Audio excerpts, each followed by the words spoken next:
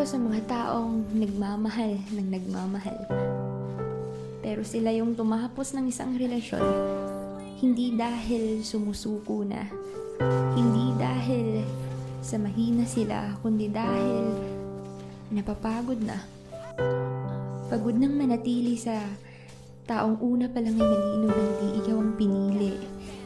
At napapagod nang makaawa sa pag-ibig na ni minsan ay di binigay sa'yo. Yung kahit na anong gawin mo, mananatili kang mahina dahil pinili mong magpaalipin sa nararamdaman mo. Pero sa pagkakataong ito, hindi na ako yung taong muling luluhod sa harapan mo para lang mahalin mo. Hindi na ako yung taong nagpapakatanga sa'yo kasi marupok nga ako. Oo, mahal kita. At kung tatanungin ako ngayon, ay pipiliin ko pa rin mahalin ka. Pero bibitaw ako. Kahit na alam kong ako yung masasaktan, tatalikod ako. Kahit na ikaw pa ay nasa aking harapan, bibitaw na ako. Kahit na hawak mo pa ang mga kamay ko, kasi nakakapagod na. Nakakapagod ng magmukhang tanga. Kasalanan ko naman kasi talaga. Kasi di ko pinigilan ang nararamdaman ko para sa'yo. Kahit na alam kong ako lang naman ang masasaktan sa dulo, ako lang naman ang uuwing luhaan, ang uuwing talunan. Ang tanga ko, nagbaloko ako sa nararamdaman ko. Bakit kasi ang rupok ko? Ang rupok ko pagdating sa'yo. Bakit kasi ikaw pa yung minahal ko? Bakit?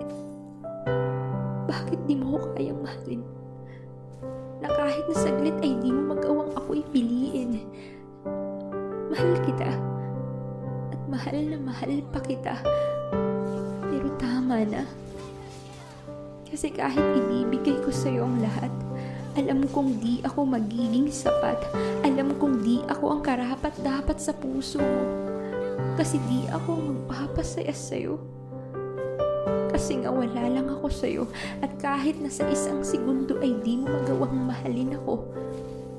Alam kong naaawa ka lang. Kaya ka nananatili sa tabi ko. Pero ramdam ko. Alam ko na pinipilit mo ang puso mong mahalin ako. Ramdam ko na nahihirapan kang makasama ako. Kasi nga di ako ang mahal mo. Kaya bibitaw ako. Alam kong mabibigla ka sa sasabihin ko. Pero sa ating dalawa, ito yung makapagpapalaya. Magpapalaya sa pusong nagmamakaawa at naaawa. Di ito ang tama.